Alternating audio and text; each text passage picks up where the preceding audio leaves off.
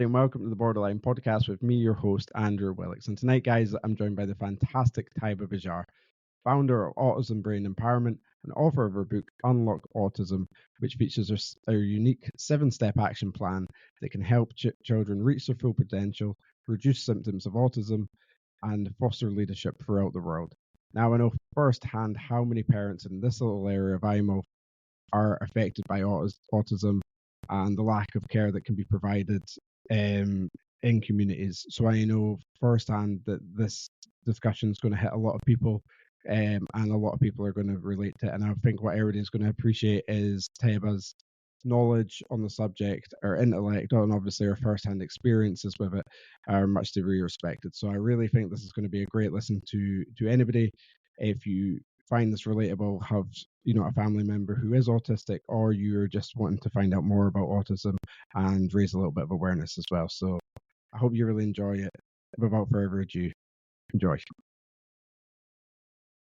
Well, Taiba Bajar, thank you so much for coming onto the Borderline Podcast. How are you doing today? Well, thank you for having me, Andy. You're more than welcome. You're more than welcome.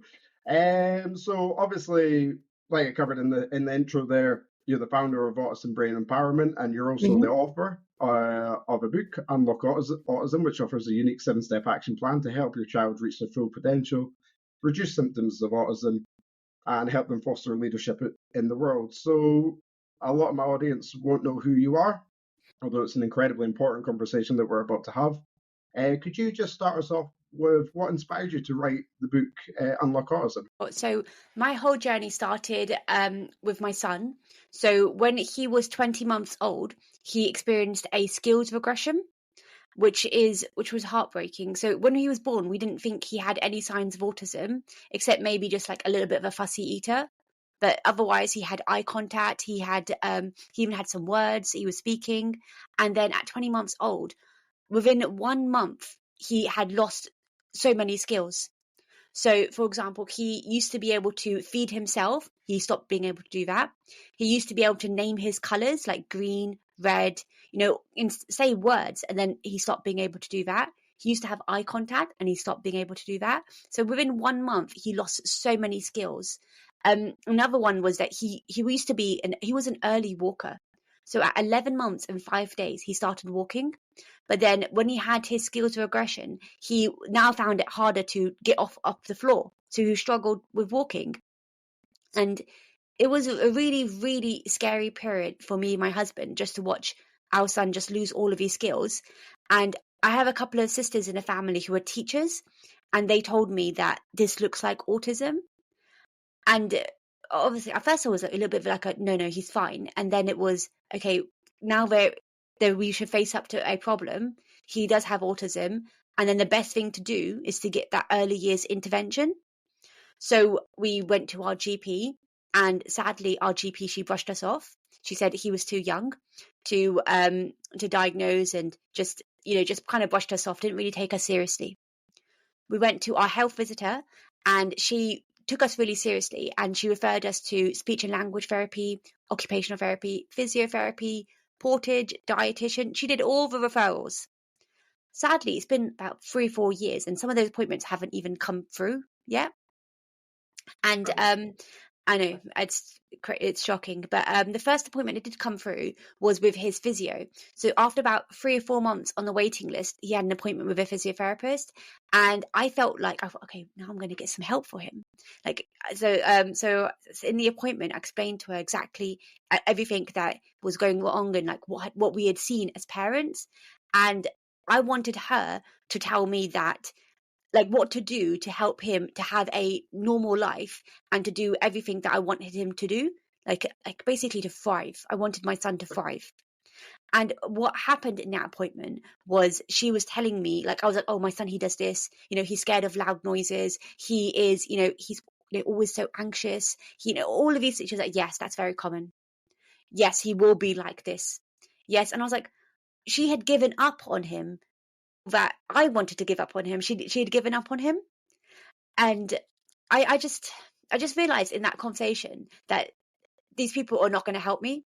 Like, no one cares about my son as much as I do and our daily life. And I had knew that the NHS is really overstretched, and the school system's overstretched, and it's all broken. And but when it happens to you, you just feel so alone, and like there's no one really to help you. And it was really, really tough time. And then so I just realized there and then that these people aren't going to help me or my son. They'd given up well before I wanted to give up, and that I was going to have to help myself. I actually went to dental school. So my first job was actually as a dentist. I graduated from Bristol Dental School with 2 degrees. One of them is in dentistry.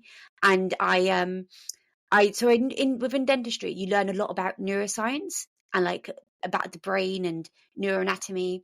So the brain, it goes through a massive growth spurt in the first 5 years. And I was presenting to I think we had the occupational therapist appointment when he was like 2 years and 2 months, or that physio and occupational therapist appointment. We had it when he was 2 years and 2 months. And so I knew that the brain is going through a massive, growth spurt right now, and all about neuroplasticity, which is about rewiring the brain. So because he's showing certain behaviors now, he doesn't have to be doing it for the rest of his life. But that's not what they were telling me. So I just went into the research and thought, okay, let me find out as much as possible about the biological causes of autism. And I just had this like logic, like if I do the opposite of it, then I will be able to, like, then he'll get better. That was my logic. And then like it worked, which is a good thing. And then that's how I came up with the 7-step autism action plan. Brilliant. So I said a lot there. No, that was brilliant, powerful, and inspiring as well. How I know myself, typically, if I go down to my GPs to talk about I suffer from anxiety and depression, that they just don't seem to get it. And how difficult was that for you as a parent? Obviously, incredibly difficult when you have an information and background in neuroscience, as you said, and you possibly know a little bit more than them already. Yes. How hard is that? Because it must feel to you as well that there's not really a way out of this unless you have to take action yourself. So with my son, so with his therapist appointments, after I had started my own research, and I kind of like found a path for him. Like I learned about like gut health and methylation and all of these really important things for autistic children, that if you get it right, they are able to start meeting their milestones a lot faster and learn new skills faster. So he carried on with the therapy appointments, and they offered us 1 half-an-hour appointment every 8 weeks. So I know. So it wasn't really going to be enough to help. And so I just thought, okay, I'm just going to do it myself. So in my future appointments with the physio and OT, I would explain, what about neuroplasticity and like rewiring the brain? And she was like, oh, neuroplasticity. Oh, that's more for stroke victims. So people who've had a stroke. And I was like, I just realized that they don't really know this stuff. So, and also where I went to Bristol Dental School, I have loads of friends who were medical students and who are now working as doctors and GPs and all the rest of it. So parents usually present to their GP first, and I have loads of friends who are GPs, and they will often tell me that they don't really learn more than a couple of sentences about autism in medical school. So maybe like one slide in the 6 years they're at medical school, and that it's all brushed over. And they'll often tell me that I know way more about autism than they do. So I think despite its sharp rise really in society and in the severity of its symptoms as well, there's a huge educational mismatch of what doctors are being taught and how they're trained and in medical school to what is actually what they actually know, so that perception of what the public think they know and what they actually know, that sort of thing. I hope that was clear. Yeah, no. Thanks for answering that. So obviously, it's very hard for doctors to understand and the complexity of autism and the spectrum. So how did you then navigate from the therapies that was offered to writing your book? So I didn't really set off to write a book. So I just set off like, okay, I have to be the one to help my son the most. So then I just I went into like the scientific research papers to look up the biological causes of autism. And then once I just like learnt what they were, I started doing it at home. And then within a few years, within about 18 months, he made dramatic progress. Like he was from non-verbal, and like his nursery teachers always saying to me that he doesn't understand us. Like his swimming teacher was like, we don't think he understands us. I'm like, I know. Like they were telling me for the first time, like I didn't realize. Yeah. And he was really fussy with eating. Like he had so many, really poor sleep as well. So many of those symptoms, to 18 months later to actually now being confident in public spaces, talking in sentences now. And, just like a dramatic improvement that the people around me noticed. The people around me noticed. So they started asking me for help on their own autistic child. And a lot of their children were a lot older than my son. So I just became almost like the go-to expert on autism. And then a lot of people were just sending me videos of their child. Oh, my child's doing this, my daughter's doing this. What can I do? And then I realized like this information is really not out there at all. And even though their children are older than my child, so I would have assumed that they know more about autism than me. They really didn't. So when I was saying something about, the cerebellum, which is an area in the brain, is smaller in autistic children than neurotypical people, they were like, oh, I never even heard of that. And they would have considered themselves an autism expert because of how many years their child has autism for and how much they've been trying to help their own child. So then I just realized that there was a lot of this information not out there. And that led me to create my own business, Autism Brain Empowerment, where I help parents through a 6-month program. And then to writing this book, Unlock Autism, which describes the 7 steps in the book. 7-step autism action plan. Excellent. And you're obviously an expert of the subject, but you've got your own personal experience with it as well, being diagnosed at quite a young age. Could you just explain to us a little bit about that with autism and dyspraxia, please? So that's feels like quite a long time ago now. So when I was 23 years old, I was at dental school, and I guess I always had some difficulties with certain things, like practical things. But back in 2013, no one had really, I'd never even heard of the word dyspraxia. And it was a really difficult time, but I had passed all of my written exams and even all of my practical exams. But then the dean of dental school, like he had a meeting with me, and he was like, we're speaking to all of your professors from all of the different disciplines. So like in radiology, in, root canal treatment, in dentures, all of those different dental specialties that we're taught. And they all have said that you've struggled the most in the class. And in those practical subjects, you're towards the bottom of the year. So even though he said was actually very mean. And he's like, even though you've passed your practical exams, we feel like it may have been a fluke. And it was. I was like, it was really a really horrible thing to say, actually. And then he also said, like, we think you have dyspraxia. And I was like, what's dyspraxia? Then he explained it as dyspraxia is a type of condition where, to do with the brain, but it means that you find it harder to do hand-eye coordination activities. You find coordination harder. And he described it, and I was like, oh my God, this is me. And he said stuff like, find it harder to do dancing and sports. And I always had 2 left feet for dancing. I found, I passed my driving test before I started dental school, but I found it harder to pass my driving test. So when he started saying it, I felt like he was painting the whole picture together. And I was like, oh my God, like, I think I have dyspraxia. And I had never even heard of that word. So then I got sent to a educational psychologist. They did like a huge 4-hour assessment on me. And in that assessment, she said, we think you have dyspraxia and you're on the autism spectrum. So again, it kind of like makes sense.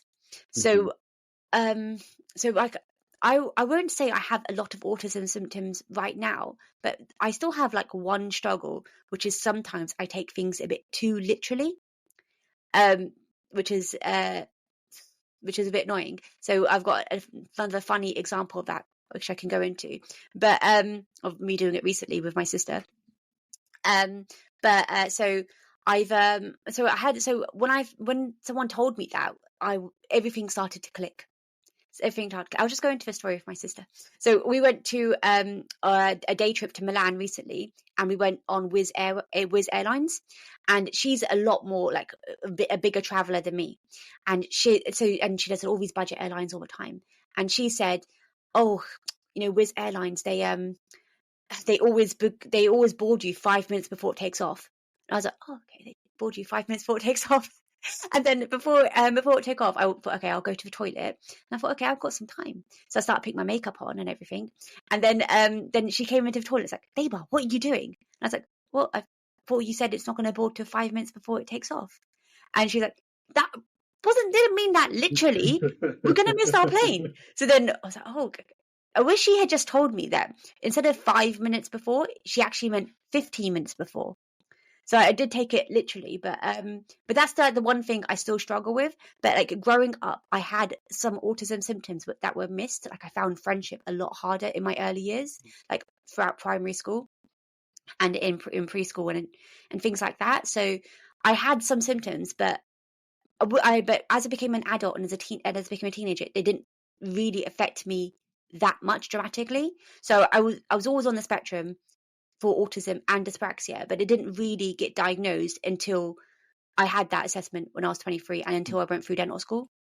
Yeah. Do you think there would be, if you were to have gotten that diagnosis earlier in your life, do you think that would have changed maybe even the possibilities that you would have been able to have? Like you said, there's such a almost seal of fate with the GPs with your son. Do you reckon that would have held you back quite a bit in life? I have an opinion that if I had known I was on the autism spectrum, or if I had known that I had dyspraxia from a young age, I probably would have leaned into it harder. So I would have like isolated myself, because if something had happened with my friends, I'm like, well, I find friendship harder anyway because I'm autistic. Oh, I want more time to myself anyway because I'm like this. So I think I would have leaned into it harder. And I've noticed some of my friends, one really, really well accomplished individual, she's a doctor and she does marathons and she does so many different things. And she got diagnosed with ADHD as an adult. And she now talks about it all the time, like, oh, because of my ADHD, it's going to cause this issue. And I said to her recently, don't you think since you've discovered you have ADHD, you're using it more as an excuse for new behaviors instead of trying to change? And then she agreed that she did. So I think the empowering thing is to have learned about neuroplasticity at a young age. So if someone had taught me about neuroplasticity at age 11 or age 18, I would have been like, okay, so my brain does this right now. Like I might be clumsy right now. I might find friendship harder right now, but it doesn't have to be like that forever because I can rewire my brain. And neuroplasticity is available, even in your adult years. They've got studies showing that you can access neuroplasticity even at the age of 75. You can do that in your brain. Wow. Yeah, so you can keep rewiring your brain. So for me, I think learning about neuroplasticity at a young age would have probably have changed a lot of things for me, and I would have probably leaned into that harder.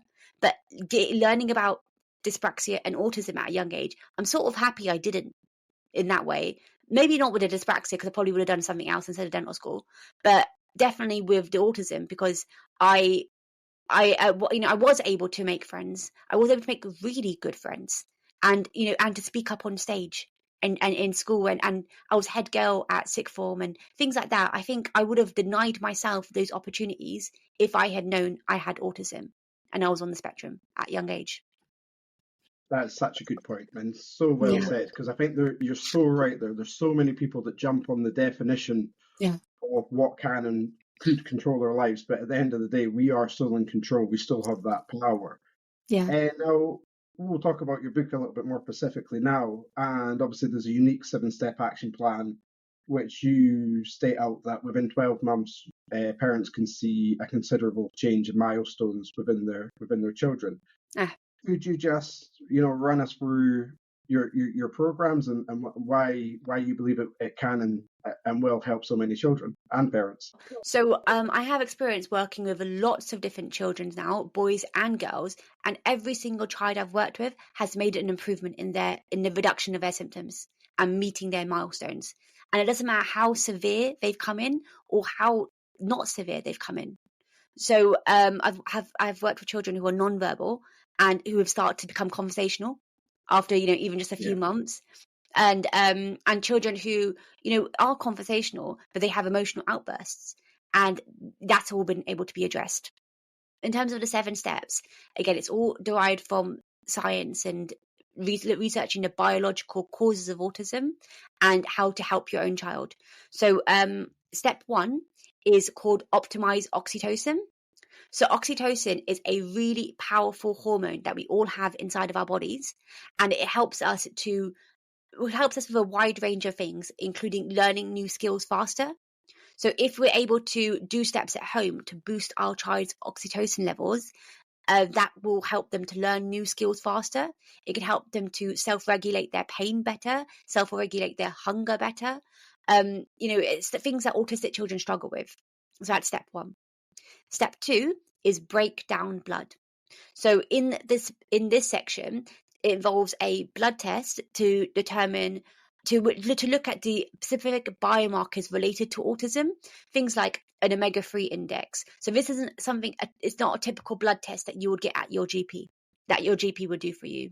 And there are a wide variety of biomarkers, which are specific to autistic children. And if you learn what they are, you can optimize that result. For example, omega-3 index be between 8 to 12%. So that's a desirable range for concentration and focus and to learn new skills and optimum brain health. But autistic children generally have an omega-3 index of less than 1%. And wow. Yeah. And ADHD children typically have an omega-3 index of less than 4%. So these are things that once you learn, you can do things about it and you can optimize it, and so that they're physically able to learn new skills better. So it's just a lot about like brain health and learning what works better and then doing that. So that's step 2, break down blood. That also involves a gene methylation test because autistic children are generally undermethylated as well. So that's also part of step 2. Step 3 is called grasp the gut-brain bond. So grasp the gut-brain bond is all about gut health. So Andy, I'm pretty sure you probably know, you're giving me a lot of nods, so you probably know all about gut health, right? Yes. Yeah. Well, a little bit. Yeah. So just in case your audience do not know yet, so all humans have something called a gut microbiome, which has 10 trillion bacteria in your large intestine, which influence a wide range of things, including anxiety, how fast you learn, your memory, any addictions you have, just a wide variety of things. And autistic children have a typical gut microbiome.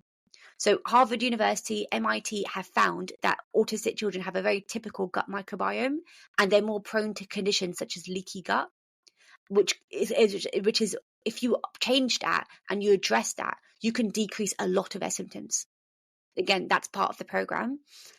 Step 4 is called take down toxins. So this one surprises a lot of parents. Autistic children have a higher degree of heavy metals inside of their bodies compared to neurotypical children. And that's come there from the environment. But autistic children can generally struggle with detoxification more than neurotypical people.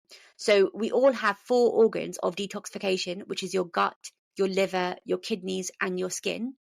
And that's how we push toxins out of our body. And it's also how we let toxins inside our body as well. So it's a 2-way barrier for all 4 organs.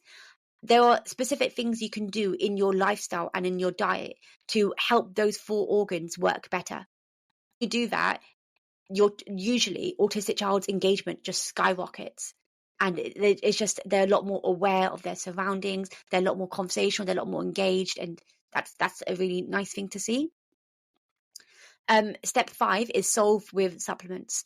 So there are some supplements which are really good for autistic children, and will boost their brain health. But the supplements chosen on my program are dependent on that gene methylation result that we do in step 2. So that's solved with supplements.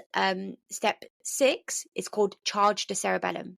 So there's an area on the back of everyone's brain which is called the cerebellum, and it only makes up 10% of the size of your brain, but it has 80% of the brain's connections within it.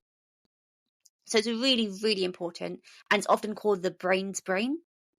And the cerebellum is smaller in autistic children compared to neurotypical people. But there are exercises you can do to increase the size of your biceps. There are exercises you can do to increase the size of your cerebellum. So we talk about that on my program, and we start doing that on my program. And it's within the book as well. Some recommendations are in the book too. And then step 7 is called empower emotions. So generally, when people think about an autistic individual, they think of someone with poor emotional literacy and poor emotional intelligence. Program, I help parents teach emotional literacy to their child in a very logical way that autistic children start to understand, so that then they are able to benefit from that human-to-human connection, which is so, so important and protective for our physical health and our brain health. So that's an overview of the 7 steps.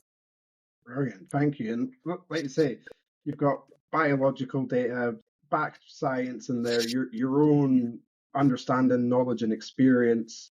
Yeah. And so much information crammed into that little section. Just to try to pick little things out just now. If we could we go back into the importance of detoxification? Yeah, sure. And how children can be exposed to the heavy metals from obviously the external environment. Would you be able to talk a little bit on that, please? So it's actually astonishing how much we are surrounded by toxins in our environment in 2024 that we don't even consider them as toxins anymore. So it's really, really sad actually that we live in a society like this, but even our UK tap water has lead in it. It has lead in it. And there's the World Health Organization say that there is no amount of lead which is safe for consumption. And then they famously have done so many studies where they've removed lead from petrol fumes, and then homicide rate has decreased in states in America. So these heavy metals do have an effect on our behavior, and we're still being exposed to them for our daily environment. Another really common one is microplastics. So microplastics seem to be everywhere, including in our tap water as well. But it's also like on the clothes that we wear, which we wash, and it goes into our water supply or in our food chain. And something like plastic in general, it's a forever chemical. I think everyone's aware that if you have a plastic toy or something and you dig it up into the ground, 50 years later you dig it up, it looks exactly the same. So when microplastics come into our bodies through the food chain, so through what we eat or through what we drink, or even children like drinking from a plastic bottle, so when they are still drinking from a baby bottle or plastic bottles, these are microplastics for a reason. They're really, really small, but once they get into your body, they stay there. It's very, very difficult to get out. And these things have a change in our behavior, and it's changed our biology, which is why some things like infertility has risen quite sharply in the last 10 years. Semen count has decreased quite a lot in the last 10 years. The severity of autism symptoms and ADHD symptoms has skyrocketed. Food allergies. When I was a kid, which wasn't that long ago, I'm 34 now. So when I was a kid in primary school, there was one boy with a peanut allergy, and we were all shocked, like, oh my God, like if he eats a peanut, it's dangerous for him, like he could die. That's weird. And then in my secondary school, there was no children with any food allergies. In my son's class at school, about a third of his class have multiple food allergies. Wow. In my parents' generation, they could just eat anything and they would not come out in hives, and they would not stop breathing or start vomiting. So something has changed in the environment, which I believe heavy metals is one of them. Those environmental toxins are one of them, which is causing those genes to switch on. Something called epigenetics. So those genes to switch on, which is why we're getting different symptoms. And different struggles. Like you say about in each generation. the lead in the water. We should have learnt by the Romans. That's what that's their issue. It's crazy, isn't it? It is insane. Especially like, I've read about that in America where they've reduced lead and it's taken down all sorts of crime. Yeah, but they kept lead in their lipstick, by the way. There's really? still lead. Yeah. So there's no lead in petrol fumes, but you can have lead in lipstick legally, and that's all okay. Yeah, put it on the most absorbable part of your body. Yes. Yeah. Really sad. Yeah. Obviously, you know, in Britain, we are opening up to more of a, you know, diverse issues, mental health, autism. Like we talked about earlier, that there is no hope, or it is what it is. You just have to make the best out of your own situation. Or is there a little bit more openness than what we typically expect in Britain? I think in general, in the UK, there's more a conversation about these things. Yeah. Which is really helpful.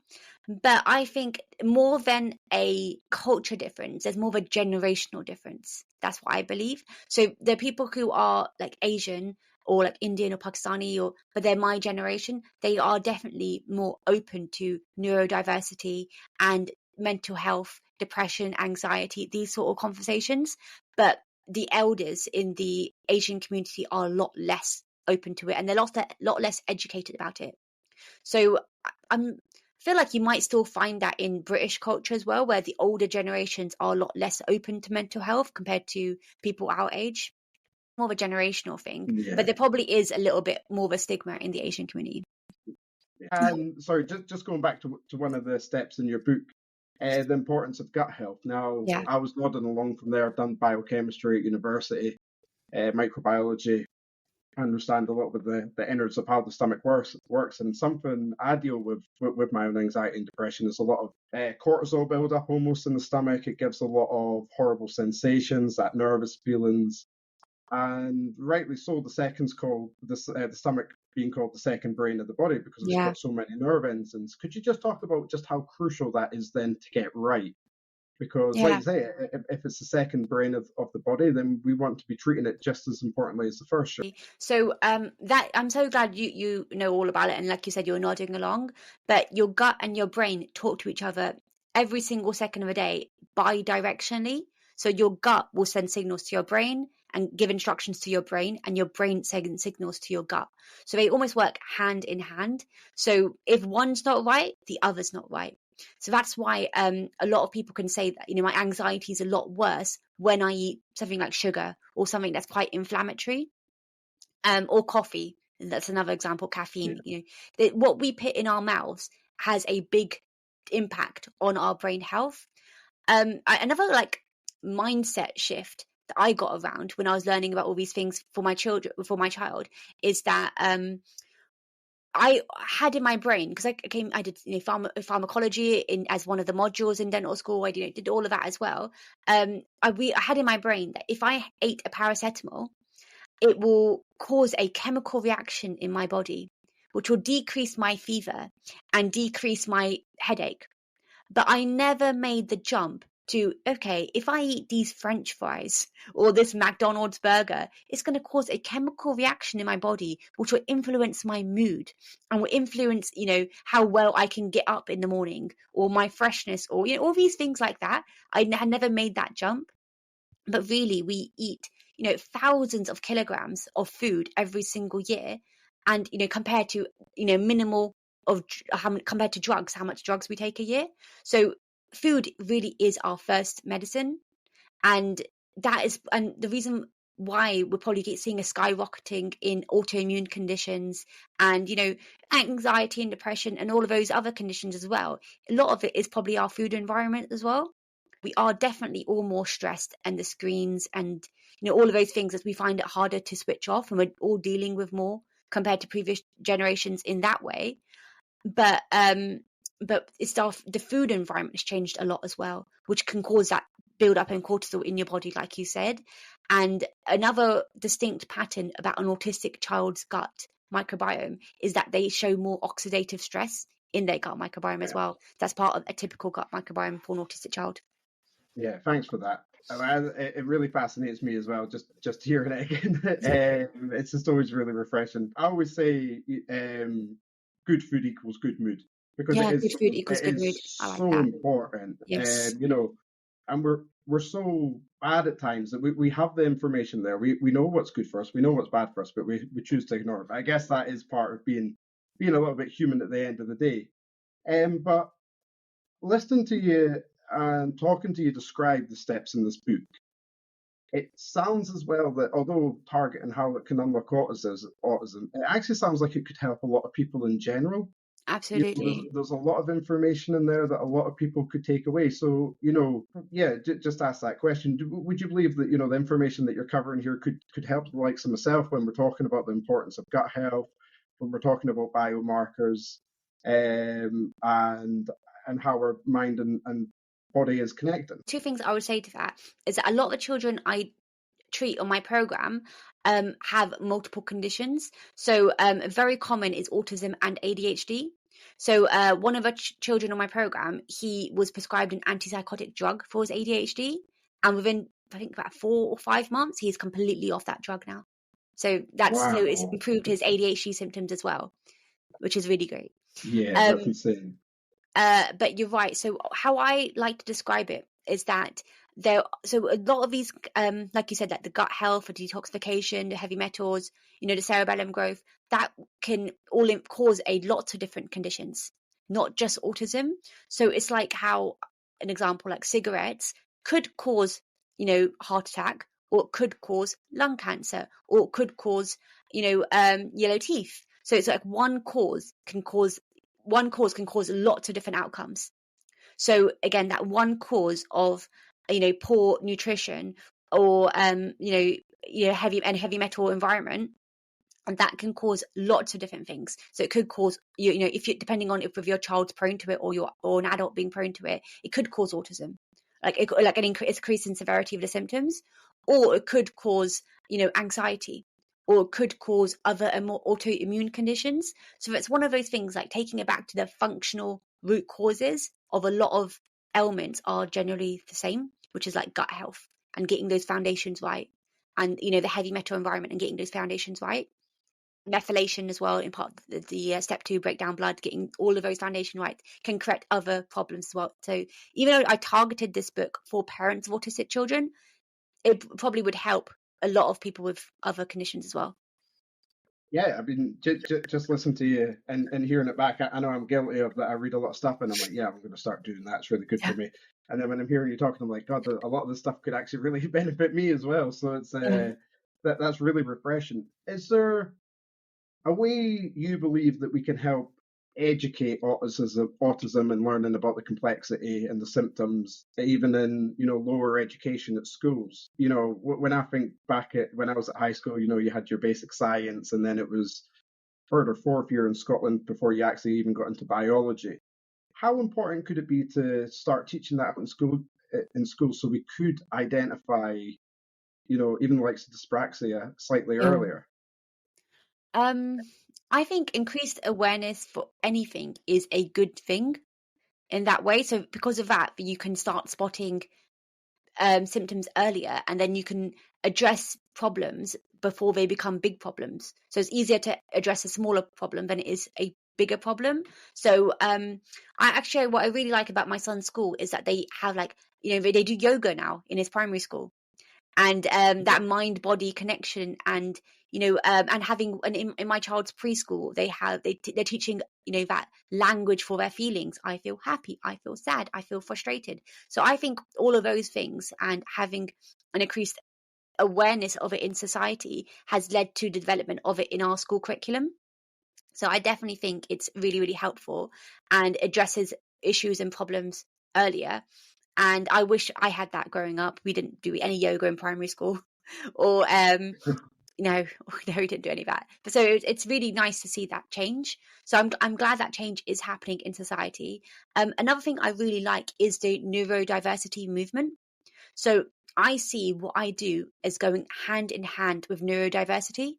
So in the neurodiversity movement, how I interpret it as, it doesn't matter how your brain is, it's got good things and you know, yeah, you might have some struggles, but you've got a lot of good points there and you can capitalize on that.